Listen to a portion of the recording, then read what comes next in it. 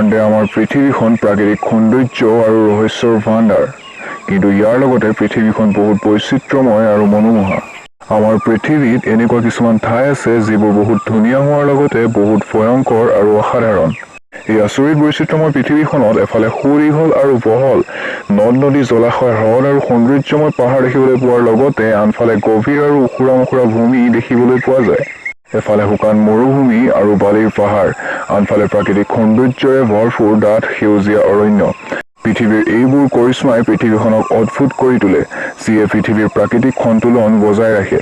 এই ভিডিঅ'টোত আমি পৃথিৱীৰ সকলোতকৈ ডাঙৰ আৰু ৰহস্যময় জংঘল এমেজন বৰ্ষাৰণ্যৰ বিষয়ে জানিম। Hello' friends, welcome to the unique fact YouTube channel. Amazon বৰ্ষাৰণ্য, যিখন পৃথিৱীৰ সকলোতকৈ ডাঙৰ আৰু সুন্দৰ বৰ্ষাৰণ্য। এমেজন বৰ্ষাৰণ্য বৃহৎ প্ৰাকৃতিক সৌন্দৰ্যৰ পৰিৱৰ্তে বহুত ভয়ংকৰ আৰু ৰহস্যময় হয়। এমেজনক বৰ্ষাৰণ্যৰ ৰজা বুলি ক'লেও অকণো ভুল কোৱা নহ'ব, কাৰণ এমেজন বৰ্ষাৰণ্যই পৃথিৱীৰ মুঠ অক্সিজেনৰ প্ৰায় 20% অক্সিজেন অকলেই উৎপন্ন কৰে। উত্তৰ আমেৰিকাৰ 70 লাখ বৰ্গ কিলোমিটাৰ মাটিকালি আৱৰি থকা এই বৰ্ষাৰণ্যক পৃথিৱীৰ হৃদপিণ্ড বুলি কোৱা হয়। এমেজন বৰ্ষাৰণ্যৰ অস্তিত্ব প্ৰায় 40 মিলিয়ন বছৰৰ আগৰ পৰাই আছে। এইখন বৰ্ষাৰণ্য মুঠ 9খন দেশৰ সীমালৈকে বিস্তৃত হৈ আছে, যাৰ অধিকাংশ ভাগ 60% ব্ৰাজিল আৰু 13% পেৰুত অৱস্থিত। যদি এমেজনক এখন ৰাষ্ট্ৰ ঘোষিত কৰি দিয়া হয়, তেন্তে এইখন পৃথিৱীৰ 10খন ডাঙৰ ৰাষ্ট্ৰ হ'ব। ইমান বিশাল আৰু প্ৰাকৃতিক বৈচিত্ৰ্যৰে ভৰপূৰ এই বৰ্ষাৰণ্য। নিজৰ প্ৰাকৃতিক সৌন্দৰ্যৰে ভৰপূৰ এমেজনৰ এই জংঘলে পৃথিৱীৰ প্ৰাকৃতিক পৰিস্থিতিক সন্তুলন কৰি ৰখাত গুৰুত্বপূৰ্ণ ভূমিকা পালন কৰে। গোটেই বিশ্বৰ 70% ঔষধীয় উদ্ভিদ ইয়াত পোৱা যায়।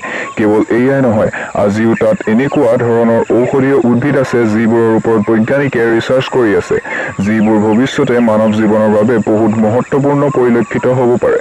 গোটেই বিশ্বত ঔষধীয় উদ্ভিদৰ ভাণ্ডাৰ হিচাপে পৰিচিত এই বৰ্ষাৰণ্যত গছ-গছনিৰ প্ৰায় 50,000 প্ৰজাতি পোৱা যায়। এমেজনৰ এই সুন্দৰ আৰু ভয়ানক বৰ্ষাৰণ্যত প্ৰায় 200তকৈও অধিক পক্ষীৰ প্ৰজাতি আৰু 25 লাখতকৈও অধিক কীট-পতংগৰ প্ৰজাতি পোৱা যায়। ইয়াৰ উপৰি এই বৰ্ষাৰণ্যত জীৱ-জন্তুৰ বহুত দুৰ্লভ প্ৰজাতি দেখিবলৈ পোৱা যায়, যিবোৰ নেকি পৃথিৱীৰ আন কোনো ঠাইত দেখিবলৈ পোৱা নাযায়। বৈজ্ঞানিকসকলে কয় যে এমেজনত কেৱল 1 বৰ্গ হেক্টৰ জংঘলতে প্ৰায় 450তকৈও অধিক গছ-গছনিৰ প্ৰজাতি দেখিবলৈ পোৱা যায়। উত্তৰ আমেৰিকাৰ প্ৰায় 40% মাটিকালি আৱৰি থকা এই বৰ্ষাৰণ্যই পৃথিৱীৰ বিনাশকাৰী প্ৰদূষণক আঁতৰাই প্ৰাকৃতিক সৌন্দৰ্য বৰ্তাই ৰখাত এক গুৰুত্বপূৰ্ণ ভূমিকা গ্ৰহণ কৰে। এই জংঘল ইমান ঘন, গভীৰ আৰু ডাঙৰ হয় যে পৃথিৱীৰ সূৰ্যৰ মাত্ৰ 1% পোহৰহে ইয়াত পৰে। অৱশ্যে এই জংঘলৰ অধিকাংশ ঠাইত গোটেই দিন আন্ধাৰেই হৈ থাকে। আগতে এমেজনত বাস কৰা আদিবাসীসকল এতিয়া কাষৰীয়া গাঁও বা চহৰবোৰত বাস কৰিবলৈ লৈছে, কিন্তু ব্ৰাজিলৰ 240টা জনজাতি আজিও এমেজন জংঘলত বাস কৰে। এই বৰ্ষাৰণ্যত কিছুমান ঠাই এনেকুৱা আছে য'ত নেকি আজিও মানুহ যাব পৰা নাই। এমেজন বৰ্ষাৰণ্য বায়'ডাইভাৰ্চিটিৰ বেষ্ট মূল্যৱান সম্পদ। উত্তৰ আমেৰিকাৰ কেইবাখনো দেশেৰে বৈ যোৱা পৃথিৱীৰ দ্বিতীয়খন সকলোতকৈ ডাঙৰ নদী এমেজন নদীৰ নামো এই বৰ্ষাৰণ্যৰ নামৰ আধাৰতে ৰখা হৈছে। এই নদী অত্যন্ত প্ৰাকৃতিক সৌন্দৰ্যৰ সৈতে এমেজন বৰ্ষাৰণ্যৰ মাজেৰে বৈ যায়।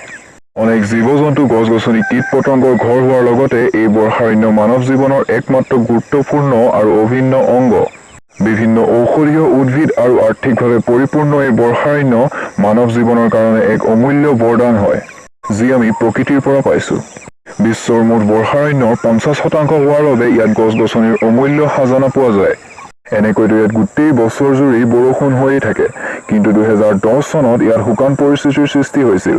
বৈজ্ঞানিকসকলৰ মতে এই শুকান পৰিস্থিতি আছিল 100 বছৰৰ ভিতৰত হোৱা আটাইতকৈ ডাঙৰ শুকান পৰিস্থিতি, যাৰ কাৰণে পেৰুৱে 1 আৰব টকাৰো দান কৰিছিল।